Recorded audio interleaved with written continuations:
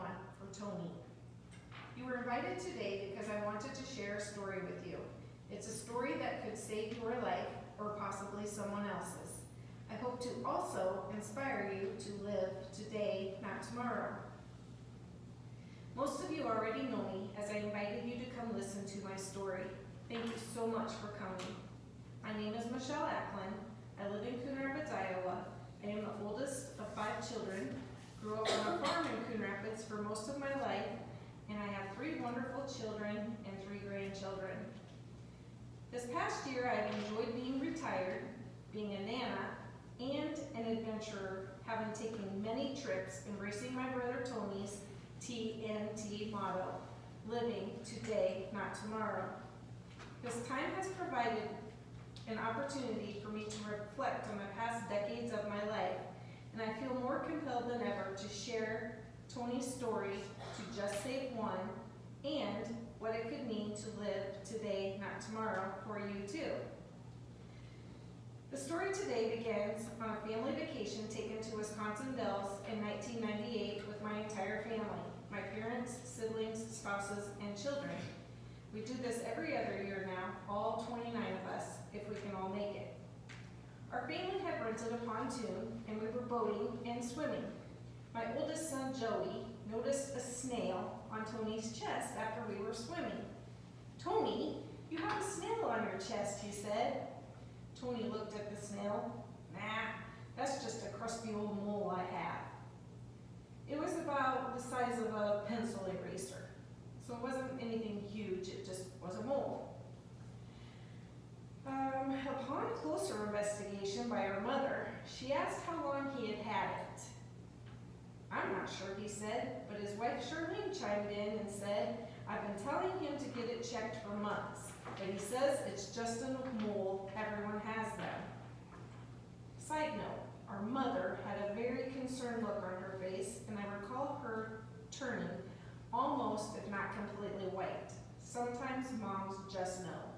She made him promise to get it looked at when we returned home. No, it was an ugly looking snail or mole. And if my slideshow would have worked, I have a picture of that, so you'll have to imagine. This is my recollection of the events that followed after that vacation. Again, it's a story with a message, so a lot of the details we've left out and given you the shortened version.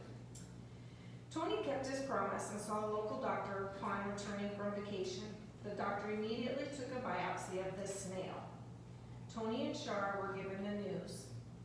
It was a stage 3 malignant melanoma. When asked how long he had had this mole, Tony thought he had had it only, and this is important, only for 3 months or so.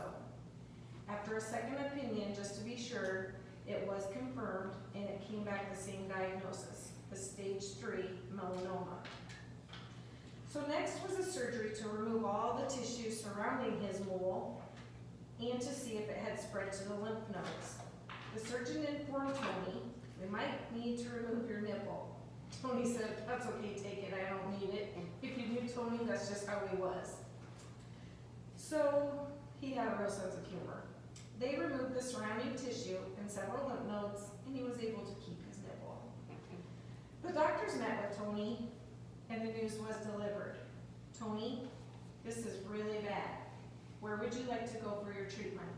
Iowa City or Mayo? It has spread to your lymph nodes." Tony did his research. Tony knew the seriousness of this illness. He knew that melanoma spread faster than any cancer there is. He sat our family down, all of us, and he said, "The doctors told me I have an 80% chance the melanoma can reoccur in the first year." Tony hugged Mom and told all of us, someone had to be that 20%, and it will be me. And he was dead serious. He told us, "Don't treat me any differently than anyone else. Let's focus on the positive. Let's focus on the 20%. We will be that 20%. Let that soak in. The positive, the 80-20 rule, 20%. What an attitude. And this attitude is what carried Tony as far as he needed. And then he made another life-changing statement to us that day, and it has stuck with me ever since. He said, "One thing is for sure, Life is too short. Man, you just never know. So, do things today, not tomorrow. Don't wait. Do them now while you can. TNT. Ever since 1998, my email has been TNT Michelle. My motto has been today, not tomorrow. My life has been today, not tomorrow. It was life-changing for sure. So in August of '98, just 1 month later, he began a study treatment of interferon. It was the only type of treatment for melanoma at the time. It was a horrible treatment with many side effects, which made Tony very ill. And there was still no guarantee this was a study treatment. However, Tony was willing to do anything. In his mind, he would beat melanoma. To him, there simply was no other option. He endured this treatment, and with little complaining, and still a positive attitude. One of his quotes, "A positive attitude will get you far in life. A sitting in a corner crying will get you nowhere." Later, he was asked to speak to the Mayo Clinic faculty and researchers on interferon treatment. This was a great honor, as he had handled the interferon treatment better than anyone they had ever met or given the treatment to, along with the most positive attitude he had ever witnessed. If you knew Tony, this was no surprise. He really set the bar very high. And I do have a clip that I'll show at the end of Tony giving that presentation to the researchers on melanoma at the Mayo Clinic. Tony made jokes such as, "I can't even watch Baywatch without Char making me wear sunscreen." Tony spoke on how he made changes in his life and started using protection every day. Such as every morning as we put on lotion, he just put on sunscreen. It just became a daily habit, and he strongly suggested others do the same. He said he was going to invent his own sunscreen and call it Char's Tar. Time went on, and Tony knew if he could make it 5 years, his chances of beating it went up. He made it 5 years. No surprise. We celebrated. It was fantastic. We had a big party. And then he and his wife, after being married for 14 years, decided now was the time to start their family. It didn't take long, and soon we were celebrating the news that Tony and Char would become parents in October. God is good. Just 2 weeks before his cherished child would be born, the cancer returned, this time to his brain. Tony underwent brain surgery to remove the tumor. Tony did everything they asked him to do in a remarkable amount of time so that he could be there for the birth of his daughter. Taylor Nicole blessed our family on October 11th, 2004, and Tony was there for the birth of his daughter. Tony received chemo and radiation treatments along with a second gamma knife brain surgery, and he fought a diligent fight. He was able to enjoy Taylor's first birthday, and what a party we had. It wasn't long, however, after Taylor's birthday in October that the cancer began to win. One thing for sure, Tony's will to survive and fight this horrible cancer was undeniably heroic. He had continued to work, even using an office chair to wheel around, as now he began to lose his balance and fall more frequently. He would not become victim to this cancer. He had said to me, "The day I cannot go to work any longer is the day the cancer won."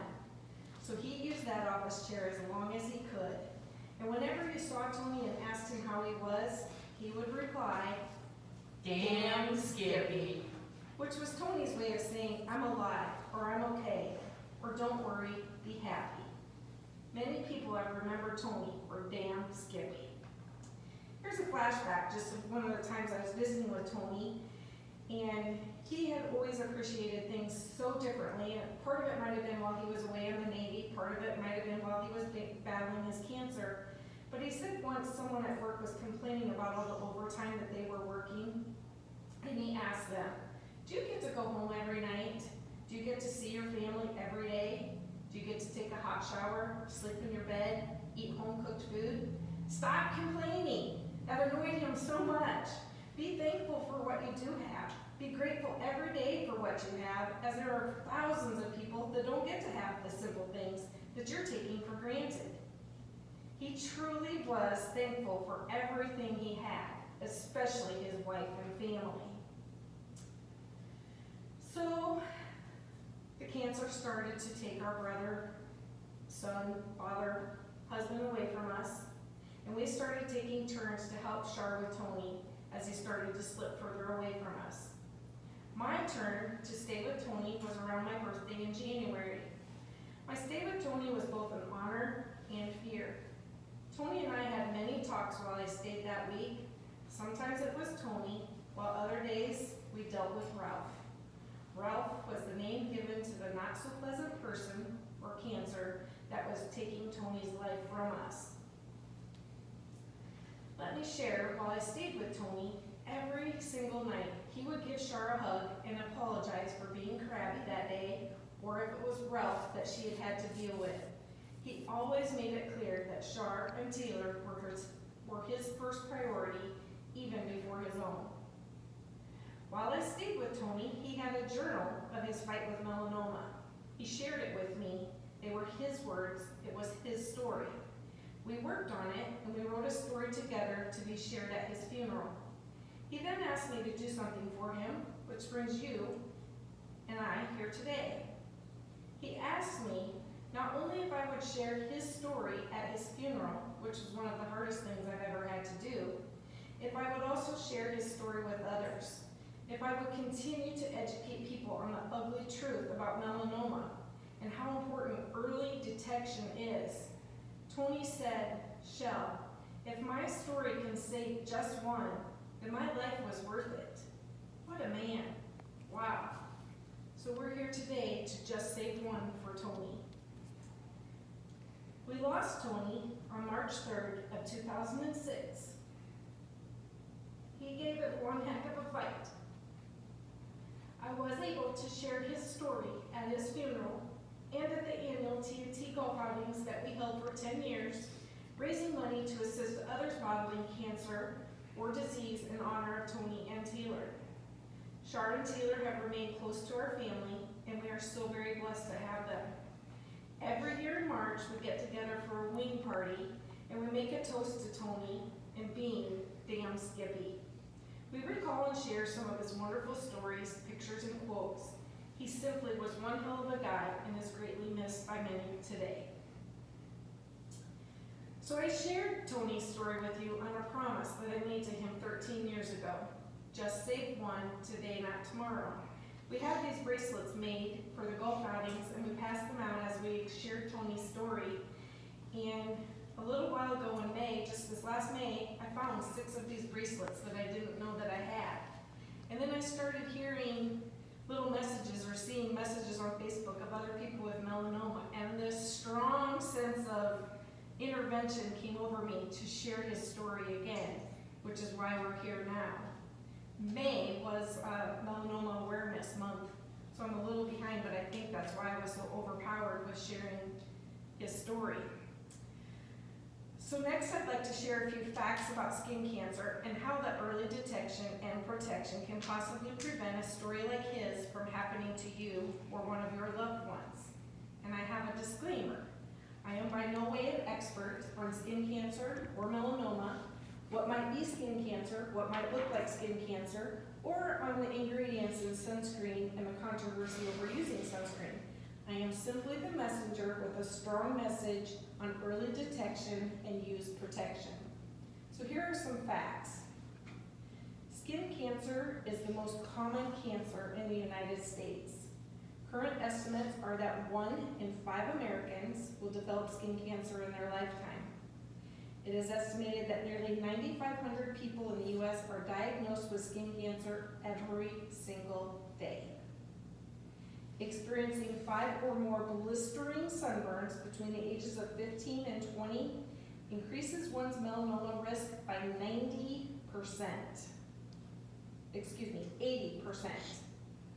Exposure to tanning beds increases the risk of melanoma, especially in women 45 or younger.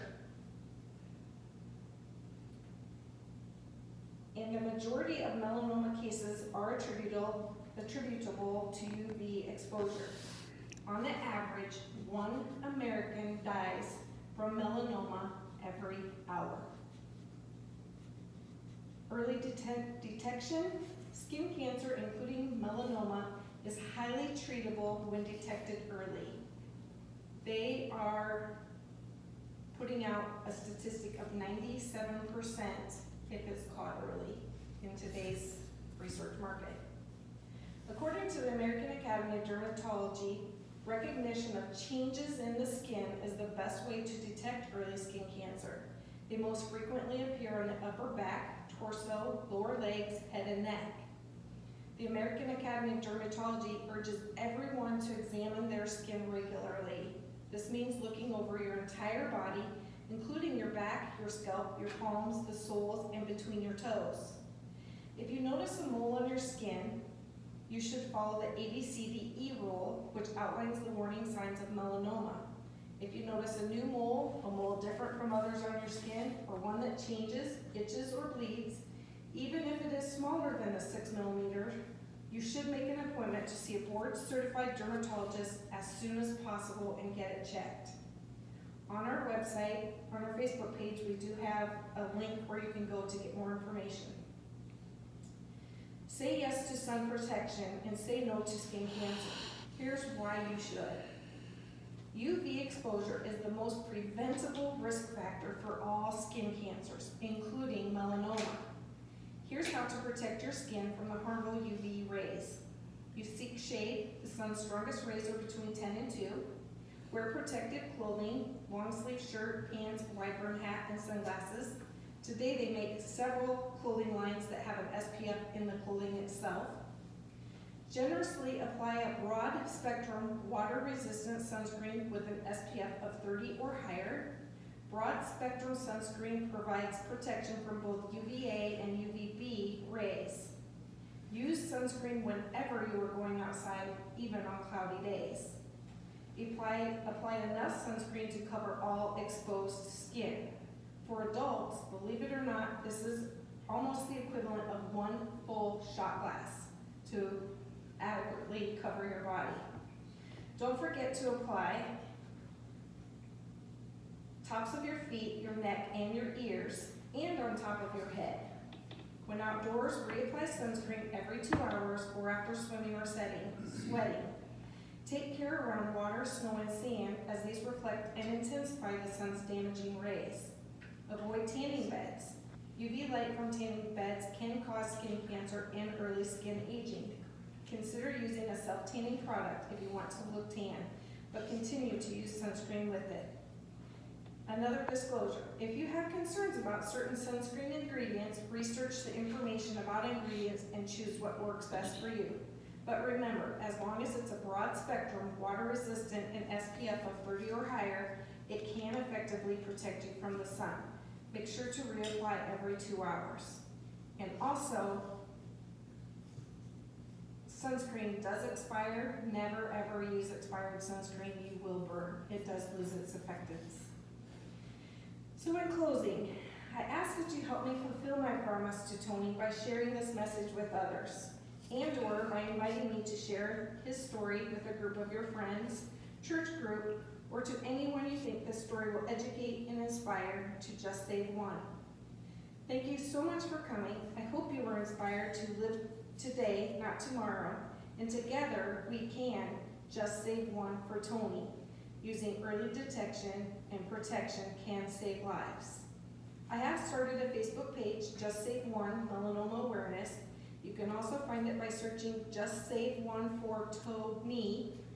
There's a link to the American Academy of Dermatology where you can download, request, or print free information on skin cancer and melanoma. You can also search for dermatologists near you or use a program called SPOT, which offers free early detection services. I have some information that you're welcome to take, and I also encourage you to take these bracelets and pass them out to anyone that you know, just to help share a message on early detection and use protection. And now I would like to share a little clip of Tony giving his talk to the male researchers.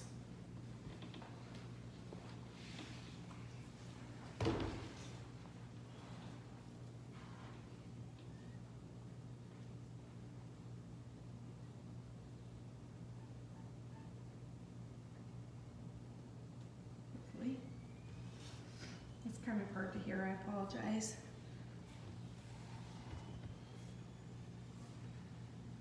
I appreciate the chance being able to come up and tell you a little bit about my story with melanoma. Hopefully in some small way it'll help you. In the summer of '98, I had a mole on my chest, and I've got the kind of skin, I've got a lot of what I call overgrown freckles all over. Had a mole on my skin that has changed a little bit, getting a little bit bigger, and then my wife was constantly trying to get me to have it to look at, being a typical stubborn male. It's just a mole, what do I care, right? Unfortunately, it wasn't. In September '98, finally she made the appointment when they drug me down there, and it was malignant melanoma. It looked a lot like the upper left picture. If you remember Dr. Markovich's picture, that's about what it looked like, about the size of a pencil eraser. And the biggest thing about it was changing. That's what we noticed. I'd always had it there, but it was changing. Got the trial, and the doctor kind of explained to me at my local hospital there some of the treatments available. Interferon was the popular treatment at that point. I had right at 4 millimeters depth, if I remember correctly. And did a little research. He offered to send me here, and at first, after research, talking to him, it was pretty cut and dry. Melanoma was interferon. The two kind of went hand in hand. But decided to come up here anyways, and I'm very, very grateful that I did. Went through interferon for about 8 months. The first month of interferon was IVs every day. Those were most definitely the worst. I'd go in about 3 o'clock in the afternoon, have the IVs, give me some of the drugs like Benadryl for the side effects. After about an hour after the IV, I slowly started feeling a little worse. The flu symptoms were it on target. I mean, that's what I had. Fever would start to climb a little bit, and I'd slowly progress worse until about 4 or 5 hours later, I finally hit a peak. About that time, for about an hour, I'd be just absolutely miserable, freezing cold, all the flu symptoms, just tired, just achy, just feeling miserable. Be that way for about an hour, then the fever would break, come back down, and finally be able to get to sleep and get a little rest just in time to get up and do it all over again the next day. So the IVs were definitely no fun, but it was something that the research said that there may be a chance, and even if it's a half or 1% chance of making a difference, I say to that's greater than zero. So it was something that I was willing to endure. Any chance at all that improving my statistics were a chance I was worth taking. After the month of IVs every day, went through shots 3 times a week. Those were definitely much better, but the flu symptoms were still what I had. Every day, I just felt like I had the flu. For 8 months, I had the flu. Every day you wake up, you're just tired, you feel blah. That day before you catch the cold, I think we've all felt it, where you know tomorrow's going to be a bad day because you feel it coming. That's what I felt like every day. The flu symptoms, the cold, the tired. I never had any nausea or anything, but just felt like I had the flu for 8 months. After that, in May of '98, through test up here with Dr. Markovic, there was a lymph node in question. We did the test, and sure enough, in July of '99, I spent the week up here, and July 14th happened to be my 30th birthday, and although y'all are great up here at the Mayo Clinic, I got to say, you throw a lousy birthday party. I was on the operating table on my 30th birthday, and that week included pretty much the worst week of my life. The second surgery for melanoma, removing some lymph nodes. Thankfully, just the one was positive. My wife is from Florida. All of her family's from Florida. She had planned a trip home to visit family. Of course, this come up that week, so she had to cancel that trip. Her grandma was going to come visit. Her grandma and sister were going to come visit, kind of help me through this, and spend a little time with her to help her attitudes. They were going to be there the following Tuesday. Monday night, we had 3 inches of rain in our town in 20 minutes, and the city sewer system on my street failed, and I had 4 inches of sewer water in my basement. So, like I said, that concluded the worst week of my life. Thankfully, everything's been a lot better since then. But even after that, as we're sitting there talking about all this, we thought, well, even the basement thing, it's all for the better. We want to remodel it in the first place. And a lot of people really found it hard to believe that I could still say something like that after going through what I'd had. And I guess that's one of the things that I really want you guys to take away from this, is that positive attitude meant the most. Through all of this, going through it, some people get really afraid and crawl in a corner, and I'm not going to do that, and that's what's got me through this. Melanoma wants me, it's going to have to come get me. I'm not going to sit around and wait for it. So that positive attitude really, really made a big difference for me, being able to get through this. Again, interferon was no fun at all, but half, 1% better chance, that's greater than zero, so it's something I'm going to go through. I don't want to say